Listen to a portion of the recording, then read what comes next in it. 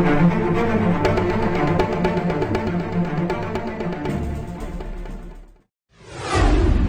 guys, welcome back again to my channel. So, magkakaroon lang tayo ng konting update about dito sa ating Smart Rocket SIM kasi meron siyang naging pagbabago about dun sa presyo niya na monthly, okay, na pag-a-unli na itong unli data dito sa ating Smart Rocket SIM. So, dun sa mga unang nakapanood ng video ko na about dito sa Smart Rocket SIM, so lalagay ko na lang yung link dyan sa aking description sa baba and also dito sa taas para mapanood nyo and magkaroon na rin kayo ng konting idea about dun sa mga tips na ibinigay ko dun. So nga pala guys, yung bagong update kasi ni Smart is wala pa talaga siya sa Google, so hindi ko pa siya ma-search also dun sa kanilang mismong website. So nagulat na lang ako kanina kasi mag-aali sana ako today. So kung makikita nyo yung date ko dito is Thursday, February 17. So very recent lang talaga to guys. So kahapon kasi nag-check ako nung kanilang unli promo, itong unli data, yan kung nakikita nyo guys. So 499 pa rin yun. Pero pag-check ko kasi ngayon dahil mag-aali nga ako. So pagka i-click natin to, yan. So ang nakalagay dito yung unli data nila is 599 na.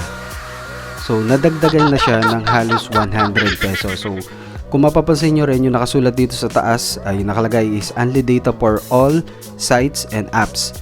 Best for personal use. So hindi ko rin to masasabi guys kasi bagong update lang to and bago yung presyo niya.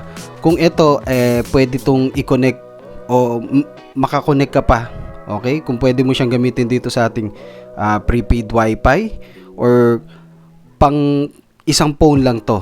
Okay? So baka hindi kasi pwedeng hotspot pero i-update ko rin kayo guys about dito. So dun nga pala sa nagtatanong kung paano mag-load dito sa ating SIM. So napakadali lang naman mag-unli dito sa ating application na GigaLife para dun sa monthly na unli data niya. Kung hindi nyo alam kung paano mag-reload, so punta lang kayo sa inyong GCash or even sa inyong phone, pwede rin naman sa Smart, no? So sa GCash, so i-type nyo lang yung number nung Smart Rocket SIM nyo and then reloadan nyo lang kung magkano yung requirements nila dun sa monthly na presyo kagaya nito. So 599, so pwede nyo siyang loadan ng 605. So maglagay na rin kayo na extra guys. Yun. So pwede rin naman na i-click nyo lang tong plus sign para sa reload nya, yan. So dyan nyo lang hahanapin yung load na ilalagay nyo and then yung sa setup ng kanyang method, so pwede naman dyan yung Paymaya and also credit card and debit card kung meron man kayo. Pero kung wala naman, pwede naman yung regular load. Okay? So madali lang naman siyang i-unli. I-click nyo lang guys itong unli data. Okay, so kung nakikita nyo yan, unli data 599. So i-click lang natin yan and then subscribe. Okay, so naka-subscribes na tayo guys. So ibig sabihin meron na tayong 1 month na unli data. Okay, so pwede na natin gamitin yung ating prepaid wifi, kung dun man nakalagay yung SIM or dito sa inyong cellphone. Yan, so kung makikita natin dito sa ating subscribe ay nakalagay dito is 599 tapos yung expiry niya is March 19, 2022. Yan, kung i-check natin tong usage. Okay, wait lang natin guys. Yan, so dito rin naman nakalagay yan kung kailan kayo magre-unli ulit next month. Okay, kung anong date pati yung oras. So nakakonect na tayo guys dito sa ating Globe na prepaid wifi kung saan nandun yung ating Smart Rocket SIM and kaka-unli lang natin, 'di ba, nung ating 599. So testingin natin ngayon kung kung parehas lang din ba sila dun sa dati kong in-upload na video ng Smart Rocket SIM, kung yung speed niya ba na-maintain or nabawasan ngayong mas mataas na siya. Okay, 599. So try na natin guys.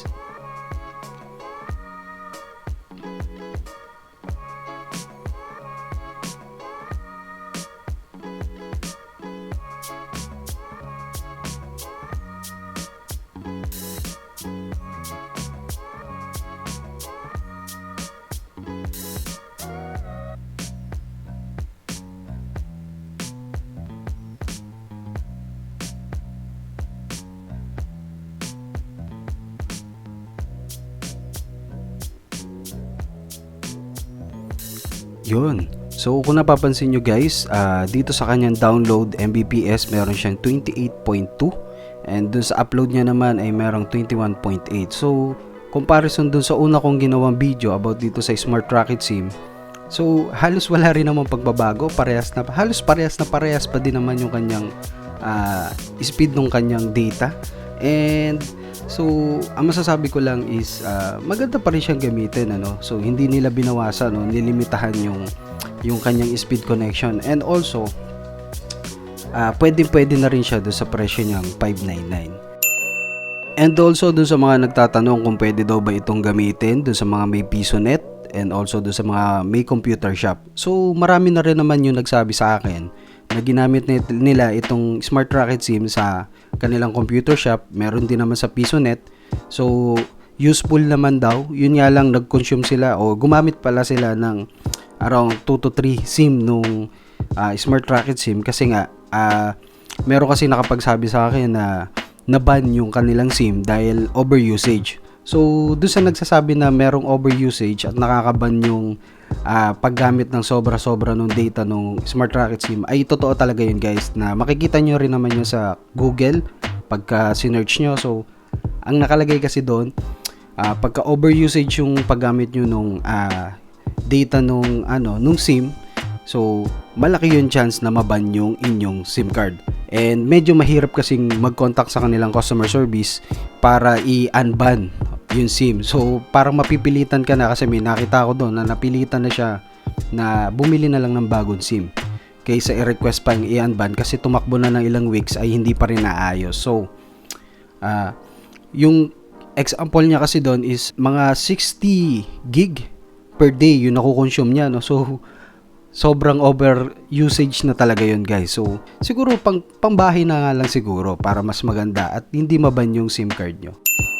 So napansin ko guys, no, kinabukasan nung habang nagbabrowse ako, so dito sa promo ni Smart Rocket SIM na 599 na bago, kahit na nakalagay doon sa promo niya na all sites and all apps, magagamit mo to, magkakaroon ka ng access. So napansin ko na pagdating sa sa websites, hindi na siya nagtutuloy or nag-error yung kanyang connection, and also yung ibang application ay hindi rin gumagana. Like dito, so kung susubukan natin tong sa GCash, okay, wait lang natin. So pag i-access mo na siya guys, yan. So ganyan yung lumalabas. So ayaw niyang mag-proceed kasi daw may problema sa internet connection. Pero pag gagamitin ko guys yung aking data, is okay naman. So akala ko lang nung una may problema sa internet connection, pero wala naman talaga. So mukhang limited access lang guys yung ibinibigay nito, no? So hindi lahat ng apps talaga ma-access nyo dito sa bagong only data ng Smart Rocket SIM na 599. So bibigyan ko pa kayo ng isa pa, itong GoMo. Okay, so yan, kita nyo guys. So ayaw niya talaga rin mag-proceed. Yan, so hindi rin siya ma-access. And then dun sa ibang application like dito sa Shonen Jump, okay, so ayaw din.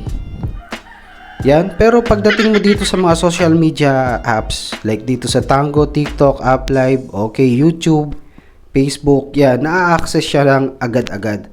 So yun lang ang medyo pangit ngayon dito kay Smart Rocket SIM, kasi minsan kasi ginagamit to kasawa ko siya pagka meron siyang module. So mag-open siya ng website kagaya dito sa Google. So let's say ito Audacity. So open natin tong website nila. Yan guys. So ayaw niya talaga. Pero pag once na binuksan natin yung ating data, okay, open natin yung GoMo. Patayin muna natin yung sa Smart. Yan. So pag ni-refresh natin, automatic na makaka-connect na siya. Pero susubukan natin guys kung ililipat ko yung SIM card ko dito sa aking cellphone. Okay, yung aking Smart Rocket SIM. Kung ma-access ko yung mga websites and yung mga apps na ayaw gumana kanina. Kasi nakalagay yung SIM dun sa prepaid wifi ko. Na yun dun ka naman talaga siya ginamit nung 4 months na paggamit ko na itong Rocket SIM. Ngayon lang siya na ayaw dahil doon sa bagong promo. So titignan natin. Kapag gumana dito, ibig sabihin talagang tama yung nakalagay dun sa promo nila na good for personal use lang talaga siya. Siguro pang isang phone lang talaga siya. Pero nakaka-connect pa rin siya guys doon sa mga devices. Pagka ginamit nyo yung prepaid wifi, yun nga lang, limited access. Kagaya sa mga apps and sites. So yun guys, nalipat ko na yung SIM ng Rocket SIM dito sa aking cellphone. And yung GoMo SIM ko naman, nilipat ko doon sa prepaid wifi. Yan. So kung nakikita nyo, yan na yung sa GoMo. Yung sa wifi natin. Open muna natin yung ating data about dito sa ating Smart Rocket SIM.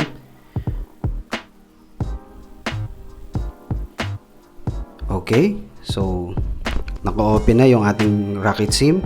So punta na tayo dun sa dito tayo sa GoMo. So i-back natin. Ayan. Okay, try natin yung GoMo. So yun.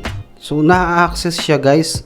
Nung kanina nakalagay siya sa prepaid wifi, ayaw niya talaga ma-access, hindi siya ma-open. So limited pala siya kapag nakalagay siya sa sa prepaid wifi. Subukan naman natin sa mga websites.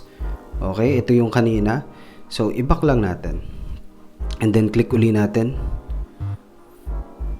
So yun guys, so na-access siya. So feeling ko yung bagong promo talaga ni Smart is personal use lang talaga. Okay, so na-access siya dito sa phone, pero pagka nilagay mo siya doon sa prepaid wifi, yung SIM card is nagiging limited yung access mo doon sa mga websites and ilan doon sa mga apps. So open uli natin yung Shun and Jump. Okay, yun, na-access agad guys. So ibig sabihin nga na personal use lang talaga to. Yung bagong promo ni ni Smart Rocket SIM at pang phone lang siya. Hindi siya pwedeng i-share pa sa iba. Although pwede siya sa doon sa prepaid wifi, yun nga lang, yung access mo pagka mag-websites ka na and application, hindi mo na siya magagawa. Only for social media accounts lang. So sana may natutunan kayo na bago dito sa bagong update ni Rocket SIM about dun sa kanilang new promo na 599 at nakita nyo naman na gumagana yung mga websites and other apps pagka nakalagay yung SIM card dito sa phone. Pero kung gagamitin nyo siya sa prepaid wifi, kung ano man siguro prepaid wifi yan, kung PLDT, Globe or anything, siguro hindi siguro siya gagana o limited yung access na may bibigay niya dahil good for personal use lang talaga siya. So, doon sa mga nagmo-module, magagamit nyo pa rin siya kung ilalagay nyo siya sa phone, tablet siguro. Pero pagka sa prepaid wifi, mahirapan na kayong mag-access. Pati doon sa mga nag-online seller. Pero kung doon sa mga sa mga social media apps like Tango, yung sa mga nagla-livestream, Uplive, okay. So, ma-access pa rin naman siya kahit nasa prepaid wifi. So, nasa sa inyo na yun guys kung gusto nyong itry or pwede nyo naman na mag-unli kayo ng ibang promo ni Smart or any unli na lang siguro kung gusto nyo talaga gamitin yung prepaid wifi nyo at doon nyo ilagay yung SIM. So that's it. Please don't forget to like, comment, subscribe and paklik na rin yung notification bell para ma-notify pa kayo every time may mga bago tayong video i-upload. And huwag kayong mahiya mag-comment kung meron kayong katanungan dyan sa comment section sa baba. So re-replyan ko kayo dyan pagka hindi ako busy.